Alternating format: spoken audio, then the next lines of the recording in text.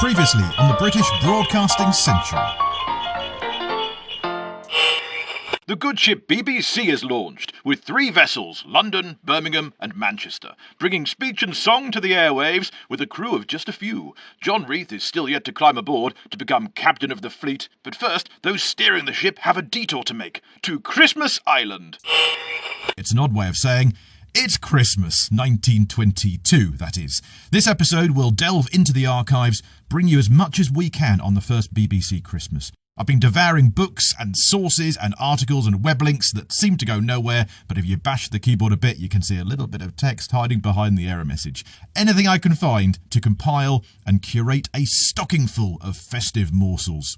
You can't put morsels in stockings, I'm well aware, it doesn't matter. Plus, we will be casting our net wider, if I may go back to the maritime metaphor, to include other broadcasting Christmassy moments with our guest, Xmas expert James Cooper from whychristmas.com. Yes, here with bells on, it's the Christmas special of the British Broadcasting Century. Hello, this is Paul Carenza calling. This is London calling. Hello, welcome and merry listening and seasons broadcasting to you and yours. It's the British Broadcasting Century Christmas special. I am Paul, and you'll know, yes, I said you'll, that I'm a bit of a Christmas nut. In fact, it was while researching for my festive history book, Hark, the Biography of Christmas, available now, yes, hit me up for signed copies. Also available as an audiobook. It's there that I found the kernel of a little factoid that grew into this podcast, really. It was researching the history of Christmas that's led me to the history of broadcasting. It was when I was reading about the first BBC Christmas, how Arthur Burrows was first voice of the BBC and voice of the Children's Hour and narrated the first play written for radio on Christmas Day that year. Yeah, and then I read of how Burrows was one of those 4 BBC employees speaking to 30,000 listeners. And then I read of John Mayo, the Reverend, who gave Britain's first religious broadcast, which you will hear more of this episode.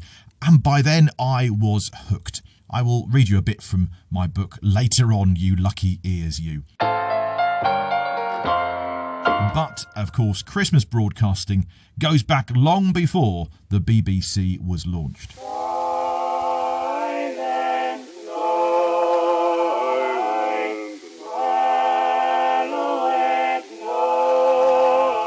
All right, this isn't broadcasting. This is a wax cylinder recording from 1905, Silent Night, Hallowed Night, from the Haydn Quartet. And how about 1916's The First Noel from the Carol Singers?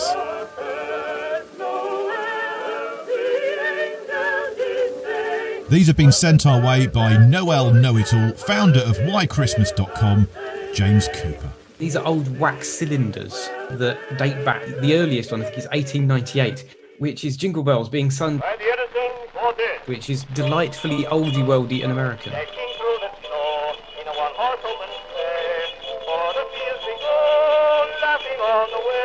A lot of people, I think, are surprised how old Jingle Bells is. Yes, and not a Christmas song. It was originally written for Thanksgiving as well, which is even more surprising. And when you look at the lyrics, they're slightly dodgy. But never mind. So already a radio edit needed, even before Yes. A Fairy Tale of New York comes along. So obviously on this podcast, we're particularly looking at Christmas broadcasting and the origins of that. We're in like 1922-ish for now, but we've got Christmas broadcasting that goes way back to Reginald Fessenden, I suppose. That's a Christmas broadcast, wasn't it? Yes, absolutely. Yes, I mean, he was probably the earliest. Christmas 1906. Fessenden brings the first entertainment on radio for ships near Brant Rock, Massachusetts. Go right back to episode 1 of this podcast to hear more of Reginald Fessenden recreated for you. From there, we get the first radio entertainment show, which happened to have a carol and him reading out a bit of Luke's gospel and almost instantly giving us the model for the modern Christmas broadcast. But let's flash forward to where we are in the podcast story. 16 years post-Fessenden, broadcasting is formalised. The BBC has just launched in mid-November, so that means preparing listeners, or listeners in, for radio programmes to come. And that means selling them radio sets. This is from an advert from the Times in early December 1922. Give your boy, for a start, just boys, this complete wireless set. He wanted more than anything else for Christmas. He will simply glory in fitting up the constructophone and listening in to speech music and Morse. Yeah, Morse as well. On any wavelength between 325 and 500 metres, beautifully distinct hearing under favourable conditions, up to 30 miles distant from British broadcasting stations. So at that point, if you live more than 30 miles away from a station, you can largely forget it. Any boy can fit it up and work it within the hour. At this point, though, the BBC doesn't really have any staff to speak of. Even Arthur Burrows, first voice of the BBC, is technically working for Marconi's at that point. He's applied for the BBC job, but it's December 13th when the job interviews actually happen. About 400 applications for the 4 posts of General Manager, Director of Programmes, Secretary and Chief Engineer. Well, only engineer. We're going to go much bigger on that moment at the start of Season 2, the first handful of employees and how all of that came about. But for now, just know that Reith is made the boss, even though he hasn't got a clue what broadcasting is, and he'll start just after Christmas. And Burrows is a shoo-in for Director of Programmes because, in London at least, he's largely making all the programmes. Cecil Lewis from 2ZY Manchester, he has applied for the same job as Burrows, along with 53 other candidates, so Lewis is made Deputy Director of Programmes. Premises are sought within a couple of days. They settle on Magnet House near Marconi House in central London. More of all this in a few episodes' time. But just as we are here to think about Christmas, the same was true of Burrows, Lewis, Stanton Jeffries, Percy Edgar in Birmingham. Just a few creative, brilliant engineering geniuses in at the deep end, thinking about how to bring Christmas to the airwaves. Because broadcasting isn't just for Christmas, it's for life, but it starts with Christmas. At this point, the BBC has 3 stations, all under one banner, but still divided. This from December the 15th, the Derbyshire Advertiser. London, Birmingham and Manchester are evidently indulging in a little friendly rivalry, as in the entertainment each is providing, and all of them are doing extremely well at present. How long they'll be able to keep it up is a question. Listening in for half an hour the other night, it was indeed that the London programme included quite a number of foxtrots, from which one may surmise that sometimes wireless dancing parties are all on down there just now. Birmingham put on a varied concert programme, including a speaker. Manchester included a little educational work in its programme, telling us all about famous operas. And nearing Christmas, this from The Times on December the 22nd. A wireless outfit is a popular Christmas present. The shops are full of wireless sets, spare parts and the material for making sets. Grown-up people as well as boys. I don't know about the girls, they don't get a look in. No, not at all. They've taken up wireless with enthusiasm. An efficient set is within means of most people. Inquiries show the use of wireless is rather more widespread in the country than in London. Maybe Londoners have so many amusements at their doors they are less inclined to stay at home for their entertainment than our country folk. In many homes this Christmas there will be parties listening in to the special musical programmes. So you'd actually host a party and people come over and listen to this radio, which of course weirdly would now be illegal this Christmas. At Marconi House, the London broadcasting station, an attractive Christmas holiday programme has been arranged. From tomorrow, the 23rd, until Tuesday inclusive, there will be almost continuous transmissions of speeches and music for 5 hours daily, between 5 and 10 p.m. The juvenile section of the audience will be considered first each evening. Addresses and concert items for older people will occupy the middle of the evening, and dance music will wind up the entertainment. Yeah, this 5 hours of broadcasting was widely reported in the press. It was a real novelty. This was seen as a moment for broadcasting to really shine, much like Christmas broadcasting often tries to today. Knowing that people are gathered in the home together, off work, the family need distractions and something special, yeah, the broadcasters were eager to deliver. So on December the 23rd, in London at 2:00, Arthur Burrows ups his game. It's a day of firsts. Old-fashioned radio voice? Give us the listings. December the 23rd, it's the first 2LO Children's Hour at 5 p.m. Arthur Burrows becomes Uncle Arthur. There's Uncle Caractacus, which is Cecil Lewis. Uncle Jeff is Stanton Jeffries. Uncle Rex is Rex Palmer. And it includes Simple Simon, Hickory Dickory Dock, and a competition. That day's also the first appearance before a microphone of a celebrated actor or actress from a current London production. In other words, the first celebrity.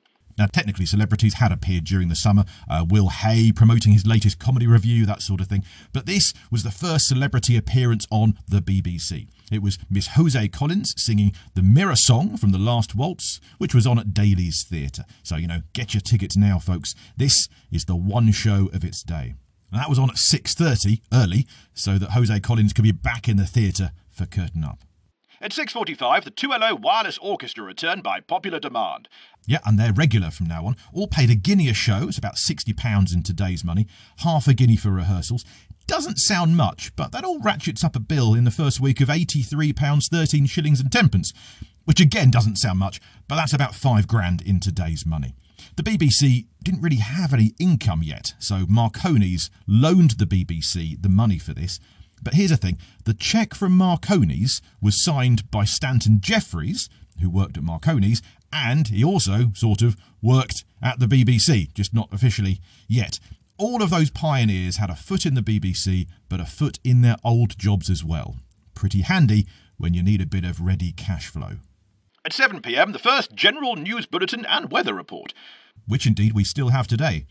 Reuters, the Press Association, Exchange Telegraph and Central News, they provided the news until this point. But here it's more formalised. For about £10 a day, paid by the Beeb, each bulletin was phoned in by a new broadcasting editor at Reuters, and it's recorded by dictaphone at Marconi House, transcribed by an operator, and then read out by Burrows. So news just in would mean at least 5 to 10 minutes for all of that to happen.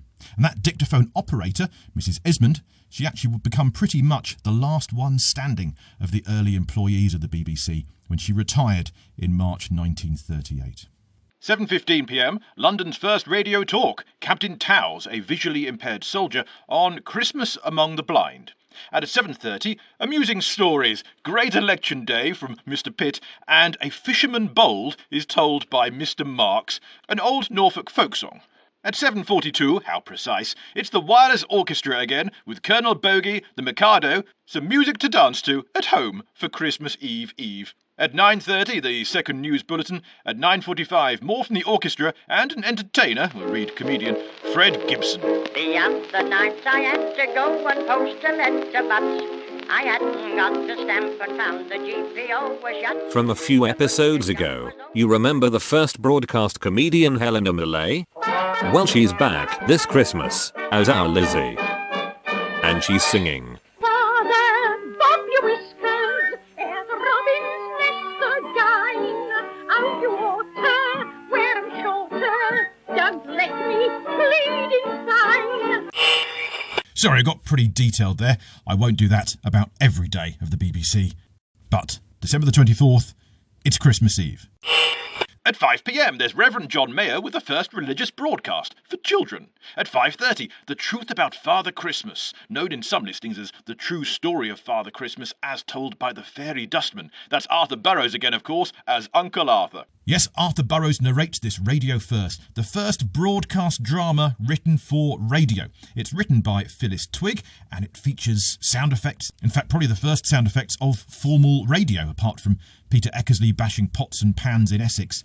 It was the tale of Father Christmas carrying 7 tons of toys in a plane. Yes, another new innovation.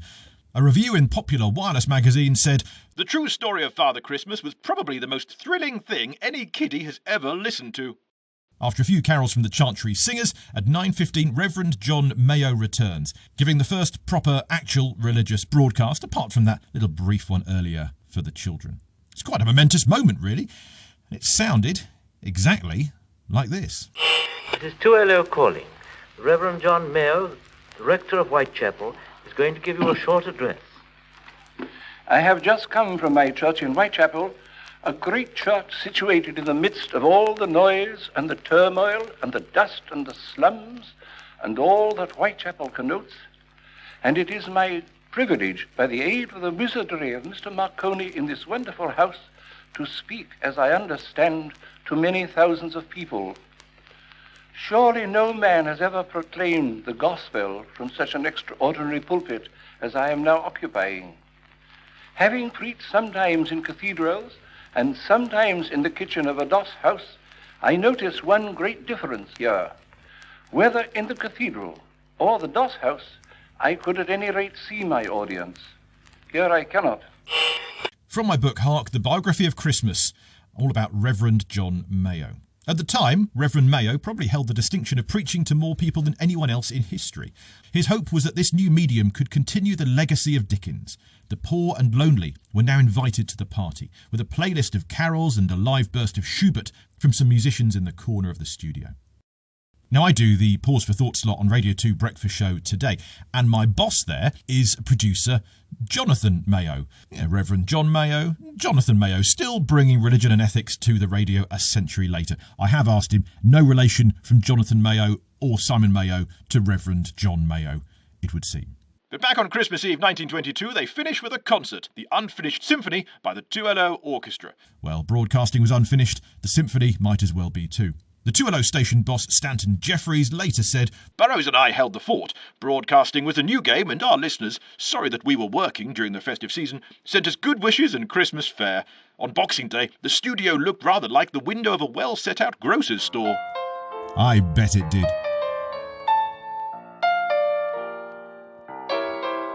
Of course, the BBC had 3 stations by this point. So up at 5IT Birmingham, Percy Edgar reads a bit of Dickens, and as we heard last time, Percy Edgar is a variety agent before he becomes manager of the Birmingham station. But his guest artists don't all turn up. Now, this was common, they were unpaid. But it wasn't common for quite so many not to turn up. Must be Christmas. So Percy Edgar starts to fill in, but in the end, he admits on air to the listeners that there is a lack of performers. So, some listeners rally around. Frederick Warrender, for example, a pianist, grabs some sheet music, hails a taxi and pegs it to the studios in Whitton. Mr. Entwistle, a singer, grabs his pianist, careful how you say that, and they arrive as well. After Christmas, 5IT Birmingham received fully 100 letters, postcards and telegrams from appreciative listeners. And that was just between Christmas Day and New Year's Day. Popular Wireless magazine reported afterwards, "As usual, the instrumental work of the Birmingham City Police Band was singularly fine. It's rather curious and worthy of mention that we had Come All Ye Faithful from both Marconi House, London, and also from Birmingham. It was quite a curious coincidence that the same hymn should be broadcasted from the 2 stations on the same evening. I did not touch Manchester." Well, that reviewer may not have been touching Manchester, but let's go there ourselves. The Manchester station was enjoying a range of Christmas Day programming, 6 p.m, children's stories, then classical music, Christmas stories for grown-ups from 7 p.m, Christmas music, 8 until 9:10, including extracts from Handel's Messiah and a few ghost stories, and then some Beethoven and Chopin performed live, then dance music until 11 p.m. And what's this? A 4th BBC station? On Christmas Eve, Newcastle 5NO opens. In fact, John Reith pops in there for his first official duty. On his way from his Scotland home, he's just been up there to tell his mum that he got the job as boss of the BBC and that he's well on the road to being knighted. But before he can get to the new office back in London, he drops in on Newcastle to see the station in construction. Newcastle was an early starter with radio drama, and it was the first station to have the studio and transmitter on separate locations. Unfortunately, the line linking the co-op stable, which contained the transmitter, to the studio a mile away, well, it wasn't ready in time for the scheduled opening on December the 23rd, so a transmission was made that day from the stable yard. Locals were promised a Newcastle station by Christmas, and even if it's a tentative broadcast from a stable yard with a grumpy, confused-looking John Reith looking on, that promise would be kept. I did the announcing from the very first. Here, back in the day, is the first station director of 5NO Newcastle, Tom Payne. Mr. Thomas wouldn't stand for more than an hour broadcasting in the evening at first. I said, "But we'll have to have more, Mr. Thomas." He said, "No, I can't get my transmitter. It'll have to be got ready." And he wouldn't do more than an hour. I wasn't allowed to order him. I was BBC. He was Marconi. Marconi built that transmitter to the order of the British Broadcasting Company, who are not yet formed. And therefore, I claim it was the first BBC transmitter, and no one can dispute that. And when Mr. Reith came up about 3 weeks after for this interview, he said to me, "Mr. Payne, when we're going to the station," he says, "What are you doing for money?" I said, "Well, I'm paying out of the Payne and Hornsby banking account, my own. And I claim that I'm the only individual that ever kept a broadcasting station running out of his own pocket, and that is the truth." So that's Christmas Eve. Are you ready for Christmas Day? I'm never ready for Christmas Day. Well, back at 2LO London, forget pre-records, it's all live. There's not as much of it though, because our broadcasters wanted their Christmas days. So Christmas Day had live nursery rhymes from 5 p.m. with Vivienne Chatterton. She sang at the Wireless exhibition in October, if you go back a few episodes on the podcast. The rest of the schedule, rather limited. But wait a year and Christmas 1923 will be much more jam-packed, part of the whole Christmas marketing game to convince people to buy radio sets. As for Boxing Day 1922, the usual Tuesday evening programme sent from the Riddle station near Chelmsford will not be given on Boxing Day. Eckersley will be enjoying some time off from broadcasting, and within a few weeks he will be enjoying a very long time off broadcasting. Instead, London listeners could hear at 6 p.m. Peter Pan, as told by Miss Edna Best, and at 6:30 Mr. W.H. Berry sings from The Island King, plus a few orchestral tunes. Ah yes, Peter Pan. That broadcast began with Arthur Burrows. Hello, hello, hello. Peter Pan will now speak to the children. And then Edna Best delivered a fantastic speech to the children, all too short, said the press, before Arthur Burrows regretfully announced that Peter Pan had vanished. Popular Wireless magazine published an interview afterwards, supposedly with Peter Pan, about what that broadcast was like, with Peter saying how terrible he found the transmitting part, speaking into a small mouthpiece, no stage, no audience, but that he was glad it came across well. The writer suggested that it was the best delivered, most perfectly modulated speech ever given by wireless broadcasting. From Peter Pan to Dickens and ghost stories to carols, then, certain Christmas classics were clearly right there at the very first BBC Christmas. Here is our Christmas expert once again, James Cooper. What do we need as the ingredients of a classic Christmas broadcast? It's the sort of quintessential family gathering round the radio. You have some carols. You have some good wishes. I mean, certainly during the wars, it was the Christmas greetings from around the world, from the different military stations were sent around. And of course, carols, very prominent. I know there were some carols broadcast on the first Christmas on the BBC, but also, of course, we have the traditional 9 lessons in carols. And I know for a lot of people that Christmas Eve is essential Christmas listening. And that was first broadcast on the BBC only a few years after its existence. 9 lessons and carols was started in 1880 in Truro, but it had its first BBC outing in 1928, which is only a few years after the BBC had started broadcasting. And I should think that was quite a big deal of outside broadcasting back then. So that's really the same model of the same broadcast we get today, isn't it? Carols from Kings, really yes. Very similar to that. Yes, it's basically identical. I mean, some of the newer carols and stuff, but basically the structure is the same. And it's been broadcasting every year from 1928, apart from 1930 for some strange reason. They'd obviously thought, well, we've done it for 2 years, so we don't want to do it anymore. 2 years is plenty. But people complained after 1930, hey, we really like that.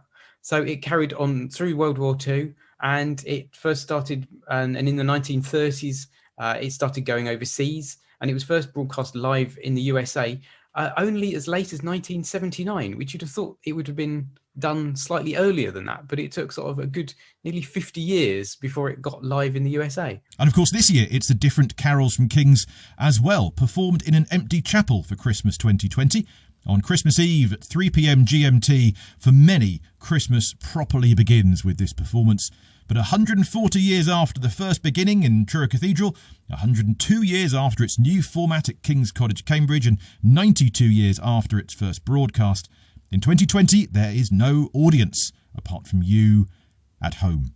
And that, of course, is the magic of broadcasting. It's an audience of one. Many, many audiences of one. And carol services as well will be different this year, if they'll really be able to happen.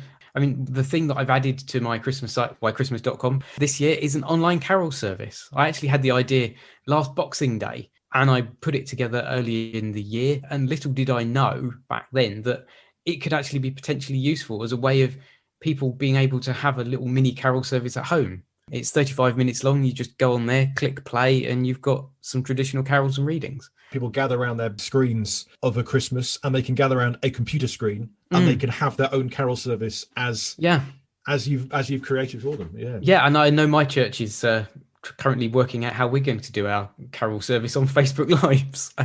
It's a strange one this year. Certainly, every year I do a comedy and carols show around the country, but they're asking me to drive to Colchester, stand in an empty church, and then the show will be streamed online to the people who would be there normally, but will be at home watching. But they all live in Colchester. I'll be the one person who doesn't live in Colchester, having to drive for 3 hours to stand in their empty building and go, hello. And at that point, you think, hang on a minute, I'm broadcasting. That's like me driving to a broadcast studio and then broadcasting live just to but I suppose it's narrowcasting, isn't it? It's to a small group of people. Did you see at the start of lockdown? I think it was like in Spain or somewhere. A Catholic priest was doing it on Facebook Live or Instagram, and he'd actually knocked the silly hats filter. So the whole of his service, he was, one minute he had a sombrero on, the next he looked like a cat, the next he was shaking maracas. It spices things up a bit, doesn't it? It's amazing how, so you see this journey then that Christmas has taken from something that was originally in the 1920s broadcast on radio, and then now this is the weird, it's still evolving, it's still changing the technology and the way we can actually send it out to people. Back in 1922, Christmas broadcasting seems to have gone down well. The Illustrated London News reported that the invention of broadcasting has immensely extended the power of music to diffuse the spirit of Christmas. The range of carol singers' voices, hitherto restricted to the limits of a building, a short distance in the open air, has been increased by hundreds of miles. This from the Boston Guardian, December 30th, 1922. Our first radio Christmas has passed off splendidly, and it will long be remembered. One wonders what the Christmas wireless fare will be a year hence. It is pretty obvious that we are only on the very fringe of wireless knowledge. Already music is at hand every evening from the broadcasting stations. The new orchestra at Marconi House is appreciated to the full. It was on Saturday night that the orchestra commenced duty, and their programmes were exceptionally good. Although possibly it was excelled on Christmas Eve, when a wonderfully fine programme was set free on the ether. The same article reports that orders for receiving sets are so frequent they cannot be executed quickly enough. As for Christmas 1923, you know what? I think we better save that for a future podcast episode once we've delved into that first year of the BBC. But by Christmas 1923, a new publication had, of course, hit shelves, now a staple of Christmas, the Radio Times. One of my favourite little images of the very first Christmas Radio Times, the cover image of this family gathered around the fire, but they've all got their backs to the fire. And they're all looking at this new box in the corner, this radio. And that seemed to be this idea that, in the past, we'd all gather around the fire and that would light up our winters. And now, no, we've got this new thing. We gather around this other box in the corner. Yes, and now the box has pictures coming out of it, not just sound. And now we've all got 4 boxes and we're all looking at our own little ones, and no one's actually looking at one together anymore. It's really odd, isn't it? Yeah. Before TV took over, though, radio enjoyed a good decade and a half of often repeating similar Christmas fare. Not actual repeats, because recording shows was rather difficult, which is a shame for archive-based podcasts like this one. Yeah, thanks, technology. But live repeats of what worked last year. That was the order of the day. Now, one of those was a play called Bethlehem. Very, very popular. So here's a little extract from my Christmas history book, Hark, the Biography of Christmas. One corner of local culture on the early schedules sprang from a Cornish church. Not far from Truro's original lessons and carol service was the parish of St Hilary, home to Reverend Bernard Walker, and his self-penned nativity play. Walker was an unusual priest who wore a sombrero-like hat and colourful socks and led open-air Sunday services. He produced his popular Christmas play Bethlehem each year. It took some coaxing from BBC producer Philson Young for Walker to loan it for wider broadcast. But Walker relented, and Bethlehem became Britain's first radio drama broadcast from outside BBC studios. Requests kept coming in, like, you've got to do it again next year and next year. And for a decade, it was this hugely popular Christmas broadcast. With radio, you could hear the sounds. And even though it was a Cornish village, it, I think, was probably a bit reminiscent of Bethlehem, I suppose. Yeah, and it also might have been that you still had people more moving to the cities after the war to find employment. So it possibly also reminded them of more sort of their rural upbringing. This is what it sounded like on my farm. It's that connection. And also, I guess during the 20s and the 30s, more and more people were getting radios every year.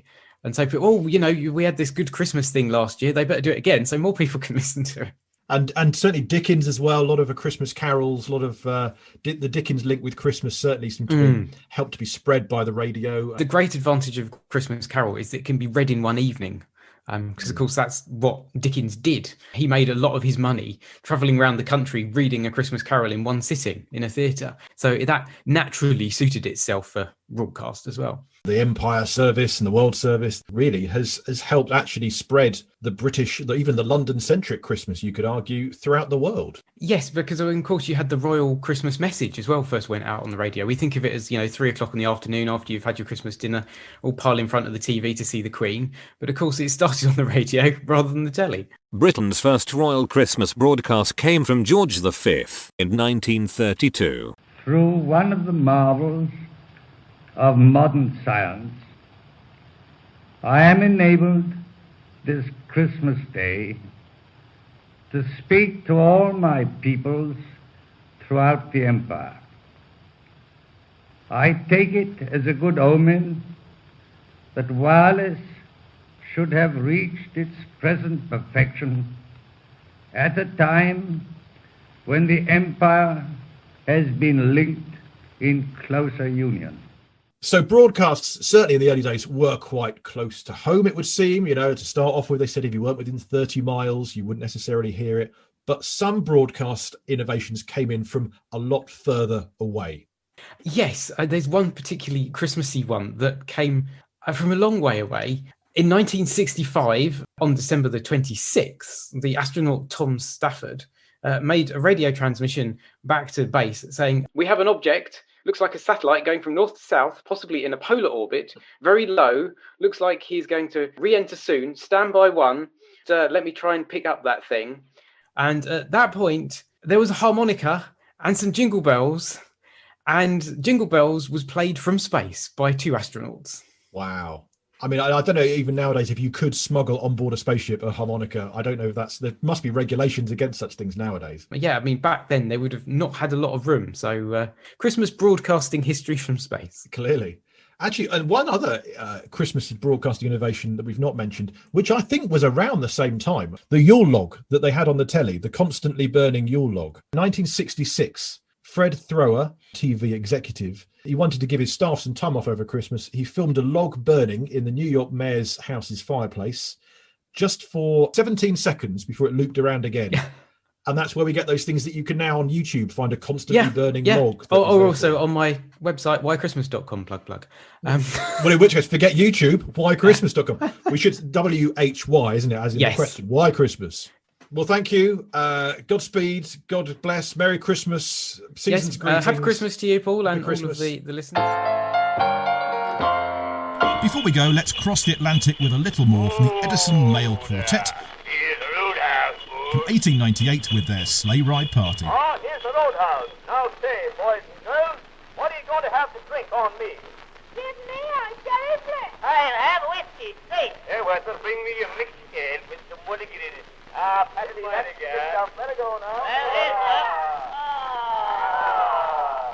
Jingle bells, jingle all the way. Oh, what fun it is to ride. Jingle on horse, open sleigh. Good night. Good night, ladies. Good night, You ever see that Steve Martin film, The Three Amigos, with the singing bush?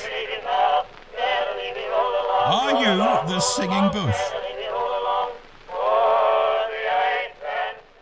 Well, whatever you're watching or listening to this season, we wish you a merry one. We'll be back in the new year for one last episode of this season, a loose ends episode answering a few questions, tidying up a few bits and pieces about the story of broadcasting to this point. Good night, darling. I've had a lovely time. If you like what we do, patreon.com/Paul Carenza or coffee.com/Paul Carenza, that's ko-fi.com.